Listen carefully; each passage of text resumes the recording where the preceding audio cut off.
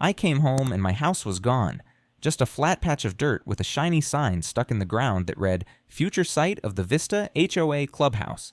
Think you know how it got to this point? Drop your guess in the comments. I promise, you're not even close. I didn't grow up dreaming of owning a ranch. I was one of those kids who thought I'd end up in a city somewhere, maybe doing something with engines or machines. Turns out I was half right. I spent 20 years working as a mechanical engineer, mostly in the aerospace field. Tight tolerances, high stakes, zero room for mistakes. I liked the order of it. The predictability. You do your part right, the machine flies. You screw up, someone gets hurt. Simple math. But life doesn't follow blueprints. After my dad passed, the ranch was just there, waiting. This patch of Texas dirt that had been in our family since before anyone had zip codes. My mom had already gone a few years before him, and my younger brother, Dale, he died in a motorcycle accident out near Lubbock when we were in our 20s. So when Dad went, I was the last Hammond left to carry it. No contest, no debate, just me, the land, and the quiet. The house wasn't much at first. Wood siding, one crooked window in the back, porch with a lean like it had had a few too many drinks. But it had good bones, and I knew how to fix things. So I did, one busted pipe and rusted hinge at a time. Took me a couple years of weekends and saved up PTO, but by the time I moved in full-time, it was solid. I replaced the roof myself. Replumbed the whole place, sanded every inch of the old oak floors with my own hands. That ranch became my home, not just some place with my name on the deed. There's something about putting your sweat into the land that makes it feel like it's part of you. I planted new trees where the old ones had died. Put in a garden out back, not for show, but for food. Real food. Tomatoes, peppers, onions. Learned how to can them too, which would have made my mom proud. She always said you don't really own land until it feeds you. And the water. That's a story in itself. There's an underground line that runs from a spring on the far edge of the Hammond property, way back near the tree line. That line feeds my house, the barn, the troughs, everything. Dad and I buried it together when I was about 12. It was one of those learn-how-to-work summers back when parents still made you earn your air conditioning. That water's always been ours. Legally, logically, historically. No one ever questioned it. I kept a few horses, too. Not for breeding or selling, just for me. You get to know them, like neighbors that don't talk back. They respond to calm, steady hands. They're honest in ways people aren't. There's one, Gus, chestnut, real stubborn. He'll side-eye you like a judgmental uncle if you try to cut corners. Animals sense your state of mind. They ground you. After a while, the place didn't feel like a project anymore. It felt alive. It was alive. The land had stories. My dad taught me where the old barn used to be before it caught fire in '67. He showed me the faint ridge in the ground that marked the original wagon path the Hammonds used when they first settled here. That dirt held our family's whole damn history like a photo album without pictures. Every fence post I set, every beam I replaced, it wasn't about improvement. It was about respect. I never had plans to leave. I figured I'd live there till I couldn't anymore, then hand it off to someone in the family who gave a damn. Turned out that was my daughter, Emma. She lives in Austin now, works in marketing, raising my granddaughter on her own. Tough girl. Too tough sometimes. Her ex bailed before Lacey was even born, and Emma's been doing double duty ever since. I try to help when I can, watch Lacey for a few days when school's out, drive down when Emma's slammed at work, fix stuff around her apartment. Lacey's everything to me. She's got this fire in her, this curiosity that makes her ask 10,000 questions before breakfast, and not the annoying kind, smart ones. She once asked me why clouds don't fall. I told her they're like people who think too much. They stay up because they don't know how heavy they really are. She didn't laugh, but she remembered it. That kid remembers everything. The last time I saw my house standing, it was a quiet morning, the kind where the birds aren't even arguing yet. I was loading up my truck to take Lacey back home after a long weekend at the ranch. Trail rides, stargazing, the works. She didn't want to leave. I promised we'd plant strawberries next time, right by the fence where the sun hits just right in the mornings. She made me pinky swear. You don't break those with a 12-year-old. That stuff's sacred. When I dropped her off, Emma asked if I could stick around a couple days. She had a campaign deadline and her babysitter was out with the flu. I figured, why not? The ranch would still be there when I got back. The horses had feed, water was good, security cams were up. Place could run itself for a few days. I'd done it before, so I stayed. 2 days. That's all. 2 days away, and when I came back, everything was gone. I still remember the first letter they sent me. It came in one of those fancy cream-colored envelopes, thicker than it needed to be, with a little embossed gold seal in the corner that said Vista Canyons Preserve Homeowners Association. I damn near tossed it straight in the fire pit just on principle. I wasn't even part of their development. That's what made the whole thing so weird. My land bordered theirs, sure, but it had been in my family for generations, way before anyone ever dreamed of carving up the hill country and turning it into planned communities with matching mailboxes and dog poop stations every 20 feet. I wasn't on their HOA roster, hadn't paid a dime into their fund, didn't use their roads, and I sure as hell never signed up for any kind of architectural review board nonsense, so why they thought they had any business writing me was beyond me. The letter itself was polite on the surface, but there was this tone under it, like I was already in trouble and just hadn't gotten the memo yet. It said something about proactive engagement regarding potential boundary harmonization and preliminary considerations for community unification under one aesthetic and operational umbrella. Real corporate speak garbage, and buried toward the bottom, just a couple lines like they hoped I wouldn't notice, was this. We'd love to have a conversation about long-term alignment opportunities between your parcel and the Vista Canyons Preserve community. Alignment, like I was some rusty hinge they were itching to oil. I remember standing there on my porch with that letter in my hand, staring out over my pasture like it was about to disappear if I blinked. It was subtle, but something about that envelope. It felt off. Too much smiling language. Too many soft words that smelled like gasoline. I didn't respond. I figured silence was answer enough. And then, about a week later, I caught a guy walking the edge of my fence line. Tan cargo vest, clipboard, baseball cap that said something about property consulting. I watched him from the barn for a bit, thinking maybe he was a lost surveyor. That happens sometimes out here, but the way he kept pacing back and forth, checking his phone, glancing up toward my house, nah, he wasn't lost. He was casing the place, so I stepped out and gave him a wave, friendly but firm. You know the kind. He waved back like we were neighbors, started walking over real casual like we'd met before. We hadn't. He introduced himself as Travis, said he was with the HOA's Development Coordination Group. Not a company, not a city office, just that vague title. I asked him what he was doing on my property line. He smiled and said, "Oh, I'm just confirming some coordinates. Nothing to worry about, sir." "Sir," I asked him straight up, "you know this land isn't part of Vista Canyons, right?" He looked down at his clipboard like it held a more convenient truth than reality, then back up at me with that practiced calm I've seen on too many mid-level managers in my life. "Well, that's one of the things we're looking into. There's been some confusion with older property maps in this area. We just want to make sure everything matches up with the latest records." I told him whatever maps they were looking at were wrong and that my lines hadn't changed since 1956 when my granddad poured the original concrete markers. I said I wasn't interested in aligning with anything or anyone, and if they had questions, they could ask through the county or through a lawyer. He didn't argue. He just nodded like I'd said something cute and unnecessary, thanked me for my time, and walked off back toward his white SUV that had no company logo, no plates I recognized. I should have trusted my gut then. It wasn't just a guy with a clipboard. It was a warning shot. About 3 days after that, I noticed someone had taken down one of the private property, no trespassing signs I'd hung on the south end of the fence line, right near the back trail where the cedar trees open up. Just gone. Post still there, clean cut through like someone used bolt cutters. I thought maybe a kid did it, or maybe a hunter passing through, but then I noticed little orange flags stuck in the ground. Surveyor's flags. They weren't there before, and they sure as hell weren't mine. That part of the land is quiet. It's where the trail cam's set up, because coyotes like to come through at night. Nobody has reason to be out there unless they're tracking something or planning something. And I didn't like either option. Still, I didn't want to jump to conclusions.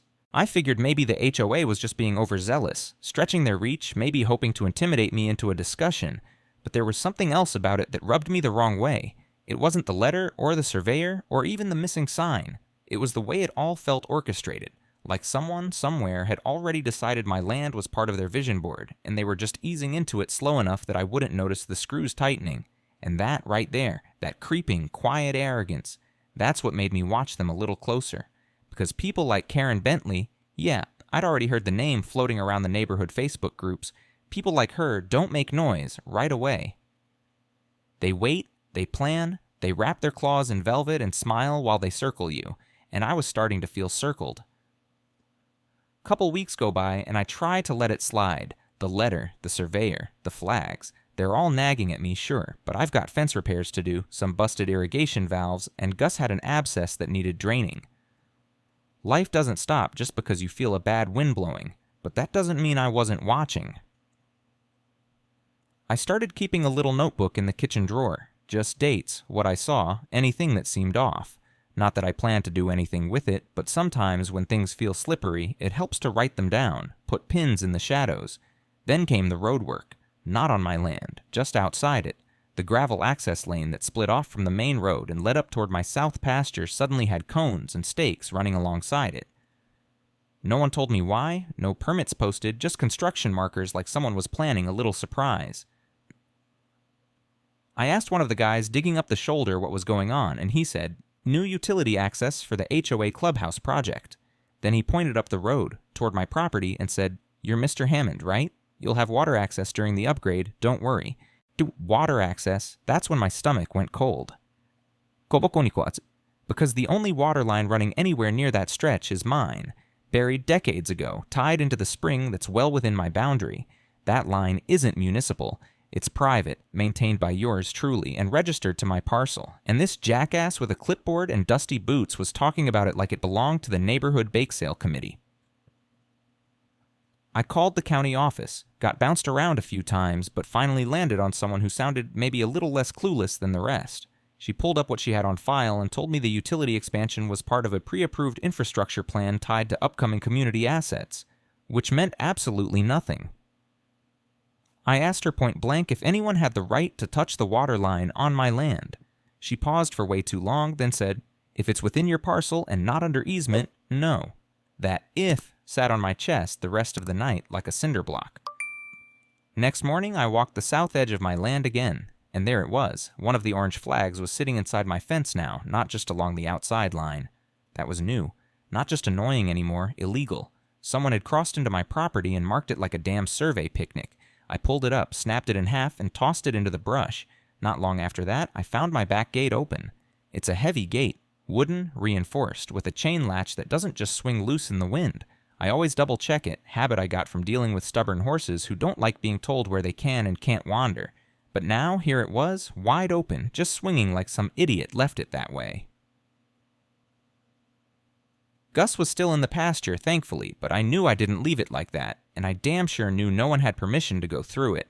That's when I installed the trail cams. What? Got a couple off Amazon, nothing fancy, just motion-triggered with infrared. Set one near the gate, one by the tree line, and one overlooking the pasture. I didn't tell anyone, figured if someone was sneaking around, I'd catch him in the act. A few nights later, I checked the footage. Most of it was raccoons, deer, wind-blown branches. But then, clear as day, I caught a man stepping through the back gate, ducking low, wearing dark clothes and carrying what looked like a tablet or GPS device. He moved like he'd done it before. No flashlight, no hesitation. He was comfortable. Too comfortable. I paused it, stared at the screen, felt that same old heat rise up my neck. That was my land, and he was walking it like it was some undeveloped parcel up for grabs on Zillow. I sent the footage to the sheriff's office. They said they'd take it under advisement, but since the man didn't appear to damage anything or steal anything, they couldn't promise follow-up. I asked if trespassing didn't count anymore. They told me I'd have to catch him again, this time with a clear face, maybe even get license plate info, like I was suddenly part-time rancher, part-time surveillance expert. That's when Karen Bentley made her first personal appearance.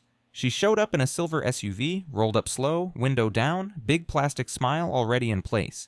I was up by the barn, replacing a busted floodlight, and she honked twice like she was pulling into a driveway that belonged to her. When I walked over, she leaned halfway out the window like she was auditioning for a car commercial. "Hi there, you must be Mr. Hammond." I nodded. "And you must be lost." She laughed like we were old friends, then said, "I wanted to stop by and just open a little line of communication. I know there's been some tension over the past few weeks, some miscommunications, some crossed wires. Literally, I guess. That fake charming act? I've seen it before. I saw it in boardrooms when contracts went sideways, and someone came in all smiles to pretend like the fire wasn't burning. She was slick. Sharp hair, manicured hands, a thin stack of folders in the passenger seat that looked like they were prepped for court just in case. She started talking about community growth and visionary expansion and how a unified aesthetic lifts property values for everyone involved. She said it like a rehearsed line, like she'd said it 100 times before. I cut her off. Your people have been on my land. They've touched my water line. They've marked my fence. Her smile thinned just a hair, but it held. There's been some mapping errors, yes, but I assure you, no one is trying to do anything without coordination. Except you already have. That's when her tone shifted. Subtle, not hostile, yet just cooler. I hope we can work this out, Mr. Hammond. It'd be unfortunate if something as simple as boundary clarification turned into a larger dispute. I didn't say anything, just looked at her, let her sit in that silence. After a moment, she pulled her sunglasses down over her eyes, nodded like we'd made some imaginary agreement, and drove off. And that's when I knew. This wasn't just a misunderstanding. It wasn't an admin mistake or a misplaced flag or a rogue clipboard guy. This was a move, a calculated one, the kind that starts with paperwork and ends with something permanent, and I was smack in the middle of their blueprint. I didn't want a war. I know how that sounds now with everything that happened, but back then I was still hoping, really hoping, this could all be worked out with a few phone calls and some common sense. I figured maybe I was just dealing with a bunch of overconfident pencil pushers who thought the world bent around their spreadsheets. I wasn't looking to be anybody's hero or martyr. I just wanted to be left the hell alone, so I started doing what any reasonable person would do. I went the official route. I called the HOA's main office line, got a voicemail that told me to email for faster service. I sent 2 emails, no reply, waited a few days. Sent a third, this time CCing the county zoning office, still nothing. Eventually, someone named Marlene from Community Relations wrote me back with one of those robotic non-apologies. We acknowledge your concern and are currently reviewing boundary documentation for accuracy. No name, no direct line, just some vague sentence that sounded like it had been blessed by 5 lawyers before hitting send.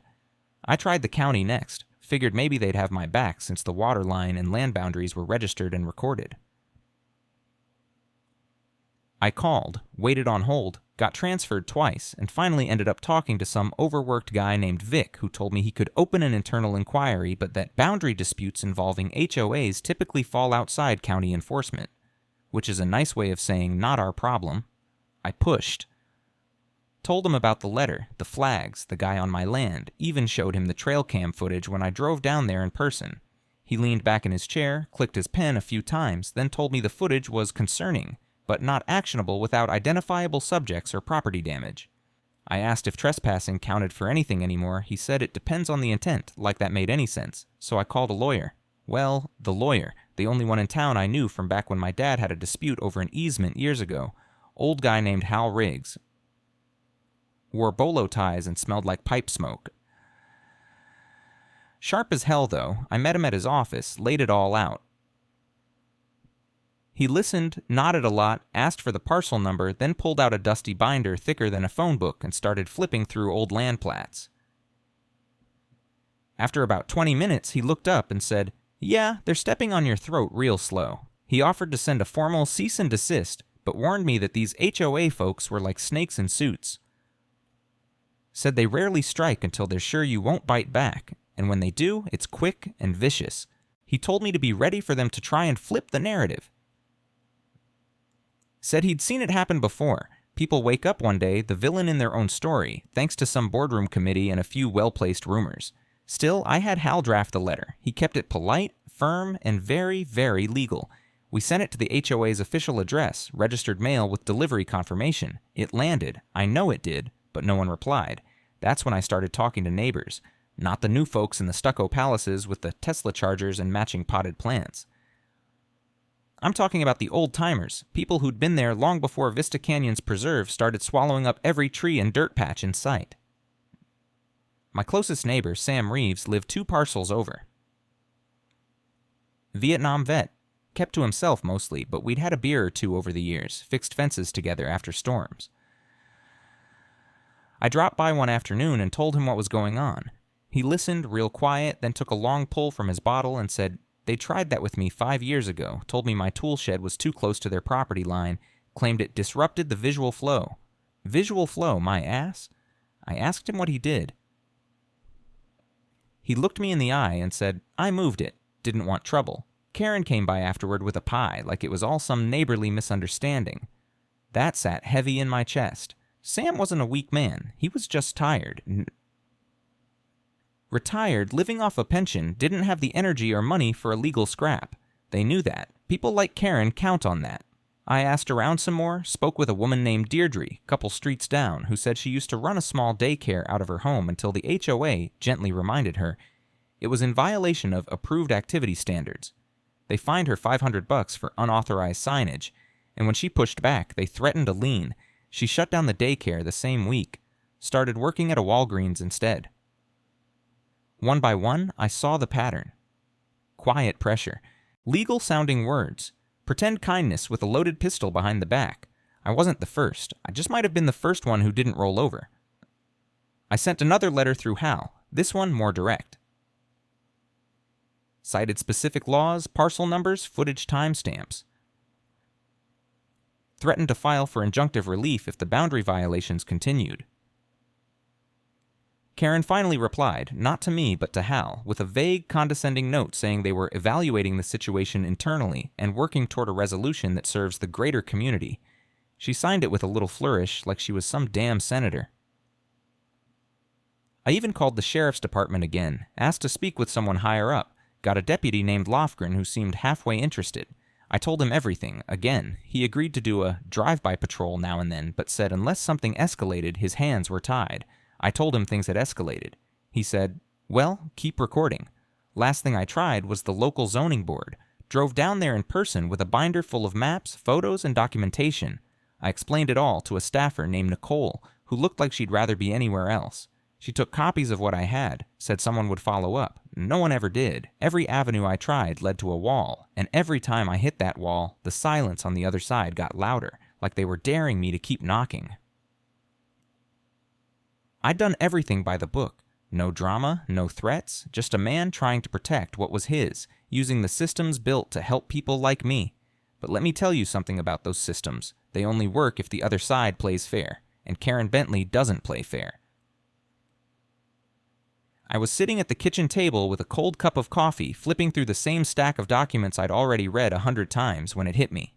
Not a thought, not an idea, a sound, a deep, low rumble from outside. The kind that settles in your gut before you even register it in your ears. At first, I thought maybe one of the horses had kicked something over. Gus has a habit of knocking down fence posts when he's bored. But then came the vibration, just a little tremor in the floorboards, and then came the second sound, metal clanking on metal. I stood up, walked outside, and there it was, a bulldozer, on my land. Engine humming, thus blade dropped low like it had already been working. The air smelled like diesel and kicked up earth, and the guy in the cab was leaned back with his arm hanging out like he was on break from mowing someone's lawn, and behind him, a pile of what used to be my barn's east wall. I didn't yell, not right away. My body was ahead of my brain, walking faster than I realized, boots hitting the dirt like gunshots. The guy saw me coming and sat up quick, killed the engine. I asked him who sent him. He said he was just following the order. What order? He pulled out a folded piece of paper from the dashboard. It had the Vista HOA header at the top, same smug branding as all the other letters, but this time it was an authorization for structure removal. It listed a parcel number, a lot description, some coordinates. I told him, "That's not my property." He looked at the paper again, frowning. "This is lot 214, right?" I almost laughed. "No, jackass. This is parcel 17B. It's been Hammond family land since before your parents learned to walk. Lot 214 is over that ridge, past the fence line, their development." But the document didn't say parcel. 17B, it said lot 214, with coordinates that matched my side of the fence. I felt something rise in my throat, not anger, not yet, something colder. The kind of cold you get when you realize someone didn't just make a mistake. They built one, carefully, deliberately. I told the guy to leave. Right then, I told him if he moved one more scoop of dirt, he was going to have a real problem. He didn't argue. He packed up and rolled out, but not before I snapped a dozen pictures of his equipment, the paperwork, the damage, and the plate number on his trailer. I called Hal immediately. He didn't answer, so I left a message with everything I saw. Then I pulled out every plat map I had, spread them across the kitchen table like a crime board. I started comparing them, old versus new, county verified versus what was attached to the HOA filing, and that's when I saw it. The maps didn't match. Not just a line here or there, the dam borders were shifted. In the HOA's version of the world, their development extended just far enough to eat the corner of my barn and a piece of my pasture, and right in that overlapping wedge, their brand new maintenance warehouse. I remembered seeing it during one of my walks, a big prefab thing, aluminum siding, probably thrown up in a weekend by a crew that didn't ask questions. I hadn't thought much of it at the time. It looked close to the line, sure, but I never measured. Never needed to. I knew where my land ended. It was one of those things you just know, like the smell of your own barn or the way the dirt changes color after rain. But when I laid their map over mine, the picture got real clear, real fast. Their entire warehouse, every square foot of it, was sitting partially on my land. Not barely, not debatably, significantly. And here's the kicker. The version of the parcel map they filed with the county, public record, showed one thing. But the version they used internally, the one they sent to the demolition contractor, it showed the adjusted boundary, like they'd quietly nudged the line and hoped nobody'd notice. This wasn't just land grabbing. This was fraud. I didn't sleep that night. I sat at the kitchen table with a legal pad, scribbling everything I could remember from the past few months. Every letter, every visit, every strange moment that hadn't sat right. The guy with the tablet, the missing sign, Karen's visit with her fake smile and her greater community nonsense. It wasn't random. They knew damn well where the lines were. They just didn't care. Because they had the warehouse, they had the construction permits, they had the ears of the zoning office and the HOA board and whoever else they were cozy with behind closed doors. I was just one guy with a fence and a deed and a barn that now had a hole in it. But they made one mistake. They touched something that didn't belong to them. And they left fingerprints. I don't know if you've ever had that moment where something inside you just locks in, like gears finally clicked into place and you stop pacing, stop second-guessing, stop replaying every little mistake in your head. You just sit still and breathe deep, and for the first time in weeks, maybe months, you feel calm. That was me.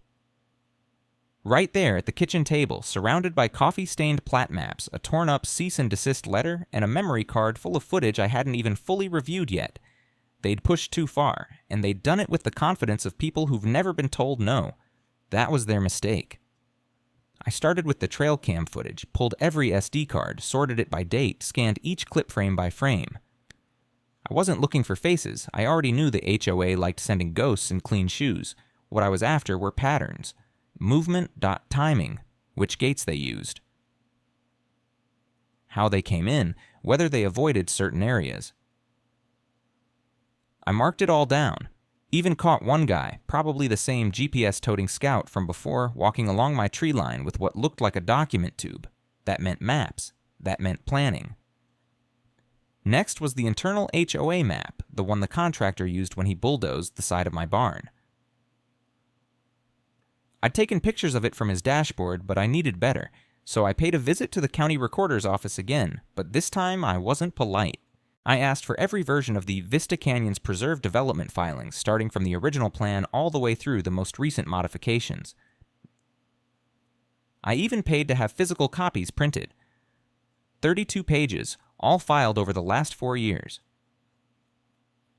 Then I went over to the zoning board archives and pulled every permit for construction or demolition in a 2-mile radius. Took all afternoon. My eyes were burning by the end of it, but there it was, a discrepancy in filing dates.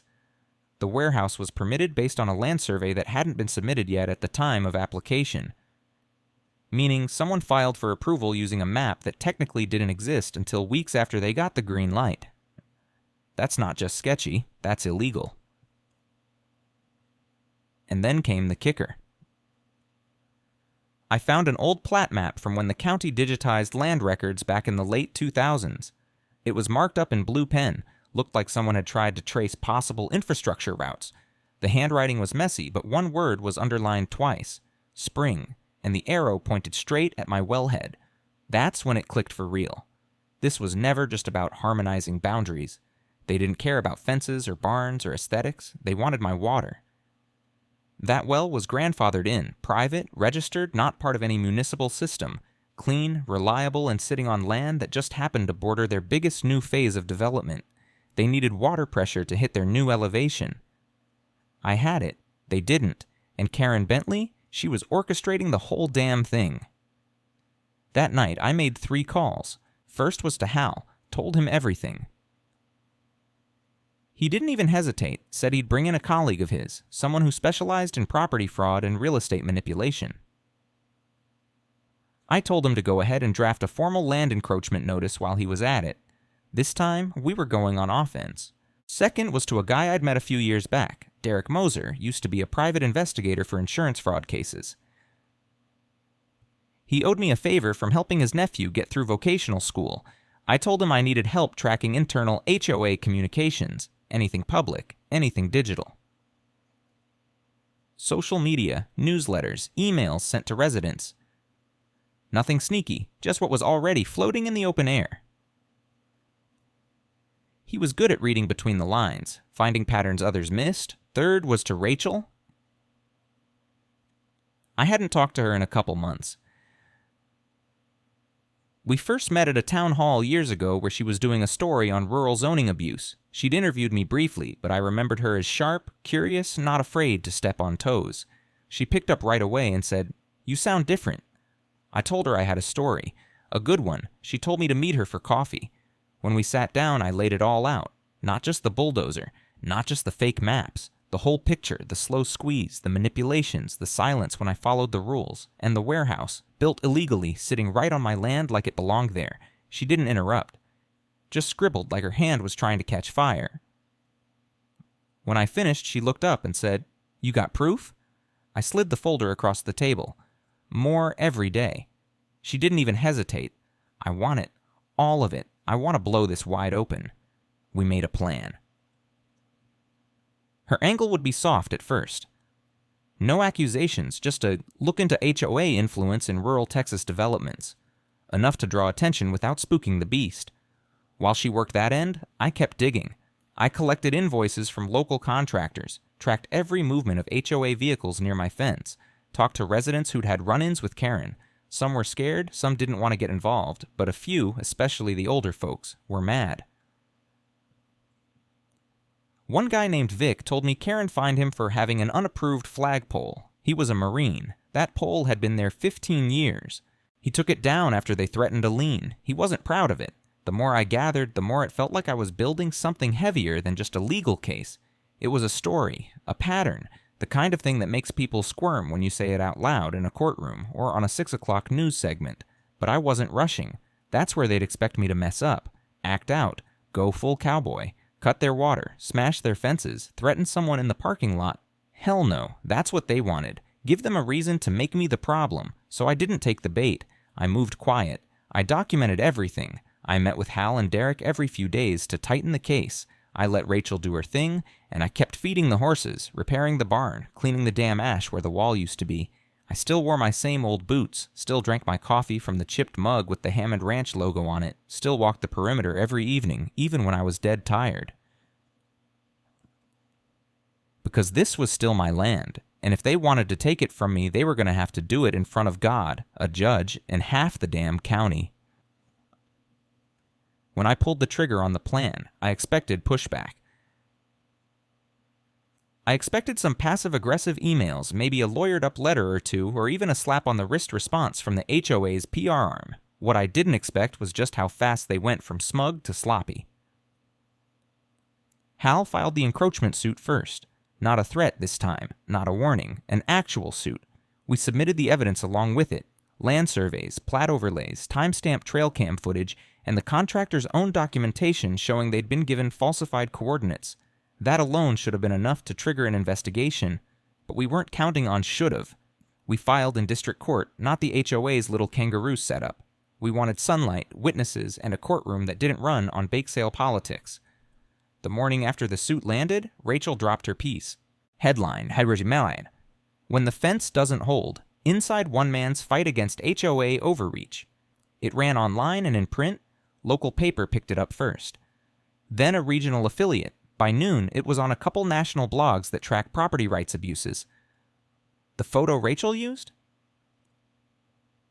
Me standing next to the crumpled fence post with the bulldozer in the background. I looked like hell. Dirty jeans, sweat-stained cap, a face carved with too many sleepless nights. But I looked real, and people believed real. The response online was overwhelming. Comments, emails, calls from people I hadn't heard from in years. Some offered help. Some shared their own horror stories. A few just wanted to say, keep swinging.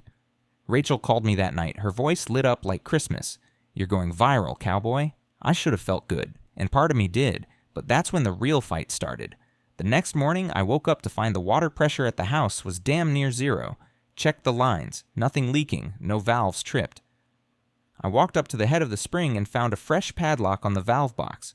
Brand new, shiny, with a plastic HOA tag zip-tied to the handle like it was some kind of official asset. My land, my spring, their lock. I took pictures, cut it off with bolt cutters, saved the lock. Hauled it straight to the sheriff's office and dropped it on the counter like a severed snakehead. Told them I had a court case pending and that interference with utilities was not only trespassing, it was potentially criminal. They said they'd open a report. Same day, one of my pasture gates was left wide open. Again. No animals got out this time, but someone had clearly lifted the latch and swung it open on purpose. That latch wasn't easy to undo, you had to know how it worked. Trail cam didn't catch a face, but it caught the back of a gray hoodie and a pair of gloves. Whoever it was knew exactly where to walk to avoid the other cameras. Not a random idiot, a message. The day after that, someone threw a brick through my front window, wrapped in a plastic grocery bag. Inside was a piece of paper with 2 words, let go. I didn't call the cops. I replaced the window, reinforced the frame, and installed more cameras. This was the moment that separates people. The break point. When you're exhausted, when your hands hurt, when nothing seems to work and the other side just keeps swinging low. I sat on the porch that night, staring out to the pasture, wondering if maybe this was all too much, wondering what my dad would have said, wondering if I was dragging my family name through a war we couldn't win, and then my phone buzzed. It was Derek, the PI. He'd found something. Turns out there was a closed Facebook group for Vista Canyon's residents. Locked down, invite only, real Stepford vibes. But someone had sent Derek screenshots, posts going back months. One in particular caught his eye. It was from a board member, some smug jerk with a golden retriever profile pic, joking about cleaning up the old barn eyesore for the clubhouse extension. That post was dated before the demolition permit had even been filed. There it was, on digital record, proof they were planning the destruction before it was legal, maybe even before the survey fraud. I printed it, framed it in my mind. That was the anchor I needed. Hal smiled like a shark when I handed it to him. They've just handed us their spine, he said. Meanwhile, Rachel's second piece dropped. It wasn't about me this time. It was about Karen Bentley. A little history, a few quotes from pissed-off neighbors, and a photo of her standing next to the HOA's warehouse at a ribbon cutting. One sentence in the article stood out like a bell. A structure now under legal challenge for being partially constructed on private land. The pressure turned up quick. Karen cracked. You could feel it. She called me, did an email, didn't go through lawyers, just called me straight. I didn't even know how she got my number. She sounded calm at first, but that calm had an edge to it, said she was disappointed in how I'd handled things, that it didn't need to be this way, that she still believed we could find a mutually beneficial solution. I asked her what she thought that was. Gisi kamoners. Giving her my water, letting her keep her illegal warehouse on my land, letting her turn my ranch into some HOA clubhouse mascot? She paused, said something about settlement options and avoiding unnecessary conflict.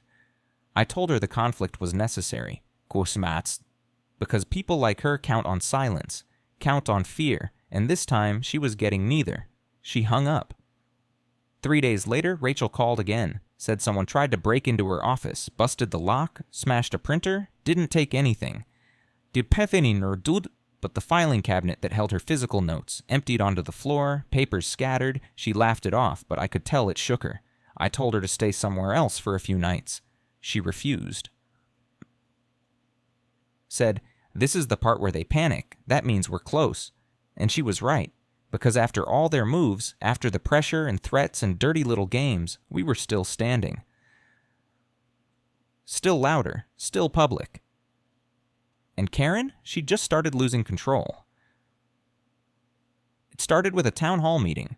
Not the big kind with cameras and microphones, just one of those standard community things at the rec center with bad folding chairs and lukewarm coffee in styrofoam cups.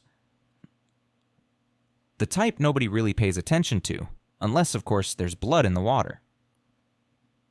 Rachel tipped me off, said she'd heard from one of her sources that the HOA board would be presenting updates on facility development and community outreach progress. Fancy phrases that basically meant they were going to try to spin the warehouse situation like it was all above board. I went, walked in through the side door in my work boots and flannel, clipboard tucked under my arm with copies of the suit, the maps, the lock photo, and a few printed screenshots from that Facebook post. I wasn't planning to yell, I didn't need to. The truth was loud enough now. There were maybe 60 people in the room. Residents mostly, some in polos and tennis shoes, others in dusty jeans. Most of them I didn't know by name, but a few gave me those nods, subtle, quiet acknowledgments that said, "I see you, I know what you're doing." Karen was already up front when I walked in, standing beside a projector screen and smiling like she was about to read bedtime stories. She had that smug HOA tone going, the kind that floats somewhere between cheerleader and substitute teacher, talking about shared values, community identity, and the importance of stewardship. She didn't say my name, but she did say a lot of vague crap about unfortunate legal complications and inaccuracies in mapping data that were currently being clarified by professionals. Said they were working in good faith with all stakeholders. That's when I stood up. I didn't raise my voice, didn't have to. I said, "Is it considered good faith to build a warehouse on land you don't own?" Heads turned, some folks stiffened, a few leaned forward like they just realized this wasn't going to be the usual HOA love fest. Karen paused. Blinked once. "What?" Gave this tight little smile and said, "We've already addressed that situation, Mr. Hammond." I nodded. "Have you also addressed the falsified coordinates you sent to a demolition contractor? Or the padlock you illegally installed on my water access point? Or the person who broke into a journalist's office after she wrote a piece about you?" Murmurs started rising. I kept going. I pulled out the printed screenshots, held them up. "Because this post from your board's private Facebook group proves that the demolition was planned before the permit was even filed. That's fraud, Karen." She opened her mouth, closed it. The murmurs turned into whispers. People pulled out phones, started taking pictures. I wasn't done. "I have 3 different surveys certified by the county proving your warehouse is sitting 27 feet into my parcel. You never got permission, never asked. You just built. And when I tried to go through the legal channels, you came at me with silence, threats, and vandalism." Someone in the audience asked, "Is that true?" Karen didn't answer. Someone else said, louder this time, "Is any of this true?" A man in the back, older, silver-haired, I'd seen him around but never talked to him, stood up and said, "She fined me for having my grandkid's swing set visible from the street. This lady's been on a power trip since the day she got voted in." That cracked the dam. Stories started pouring out. Quiet ones at first, then louder, people talking over each other. Karen tried to speak to restore order, but it was too late. The spell was broken. She wasn't the voice of authority anymore. She was the one being questioned. Finally, one woman stood and flat out asked, "Did you authorize a building on someone else's land, yes or no?" Karen didn't answer. She packed up early, didn't say goodbye. Just gathered her papers and slipped out the side door while the noise kept rising. 2 days later, a county official showed up at my ranch with a clipboard and a serious look on his face.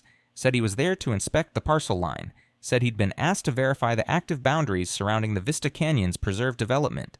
I showed him everything. Gave him coffee, too. He spent nearly 2 hours walking the fence lines, measuring, checking coordinates against his GPS, scratching his head more than once. When he left, he said, "Mr. Hammond, I think you've got them by the throat." That afternoon, Rachel's 3rd article dropped. It wasn't just a piece anymore. It was an expose. She laid it all out, line by line, date by date. Photos, interviews, emails, even a quote from Hal about the legal filings. But the headline hit hardest. "A house not on the hill. How power, pressure, and a fake map sparked the fight of one man's life. It hit local TV that same evening, a full 10-minute segment. I watched it alone, sitting on my couch with Gus staring at the screen like he understood every word. The footage showed my broken fence, the bulldozer tracks, the warehouse squatting like a trespasser that forgot it wasn't welcome. They aired part of my interview, too. Rachel had filmed it earlier that week. I don't remember what all I said, but I do remember one thing that made it in. If they think rural folks don't fight back, they forgot who taught the rest of the country how. The phone rang all night.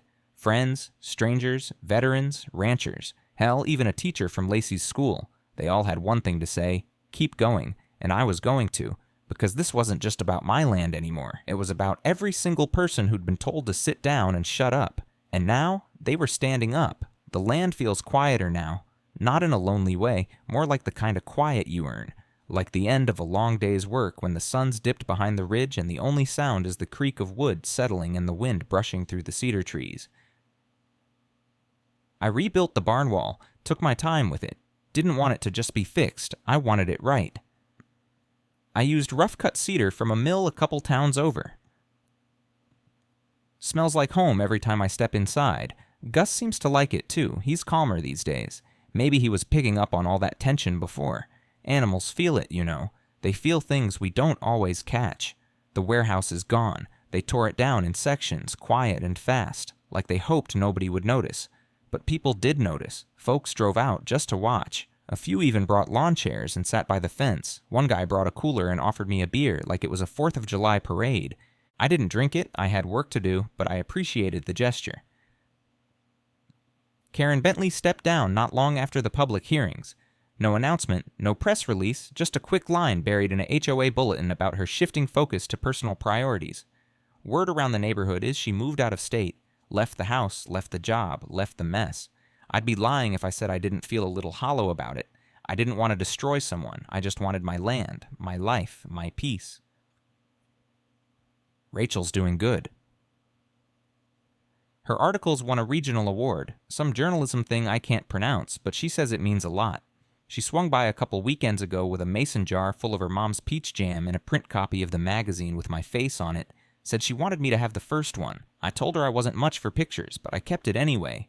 It's in the drawer under the coffee filters. Might show it to Lacey someday when she's old enough to understand what it means to hold your ground. And Lacey, well, she came out to the ranch again. We planted strawberries just like I promised her, right along the fence where the sun hits first in the morning. She says they taste better than store-bought. I think she's right. Maybe it's the dirt, or maybe it's just knowing they came from our ground. Sometimes I catch myself looking at that spot where the bulldozer sat. There's no sign of it anymore. Grass grew back, post holes filled in, but I still see it in my head. That damn blade pointed at the house like it thought it could erase 100 years in a few sweeps. I guess that's the thing about machines. They don't care where they are or who they're working for, but people should. It's funny, all I ever wanted was to be left alone, raise a few horses, grow my tomatoes, drink my coffee in peace. But somehow, standing still in this world makes you a target. Say no once, and you find out real quick who thinks they own you. I don't carry any hate for Karen. I don't have the energy. But I learned something about people like her. They think silence means permission, that if you don't bark, you'll never bite. What they don't realize is, out here, we don't bark because we're working, because we've got fences to mend, animals to feed, ground to keep breathing. But push hard enough, and we bite. I'm not some folk hero. I'm just a man who got tired of watching everything his family built get steamrolled by people who see land as leverage instead of legacy. So yeah, I'm still here. Still in the same house, drinking from the same mug. The sky looks the same, but I don't. I learned how to fight, learned how to win. And if they ever try again, well, let's just say the barn's stronger now, and so am I.